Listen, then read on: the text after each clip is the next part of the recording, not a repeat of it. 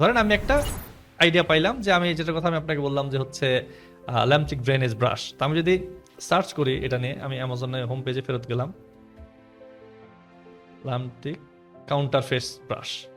তো এখানে আমি সার্চ করে আমি দেখতে পাচ্ছি যে এখানে প্রায় মাত্র 752টা প্রোডাক্ট আছে। আচ্ছা, তো বোঝা যাচ্ছে যে ক্যাটাগরিটা কিন্তু খুব একটা ওভার স্যাচুরেটেড না। আর ফার্স্ট পেজে যারা আছে আমি দেখি কারোর 600, কারোর 1200, কারোর 25টা, ইভেন যার 25টা রিভিউ দেখেন আপনি, মজার বিষয় সেও কিন্তু সেল করতেছে 2000 unit.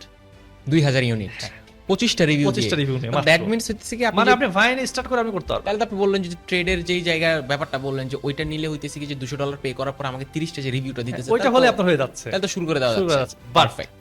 But this is not for new sellers because profit margin অনেক কম।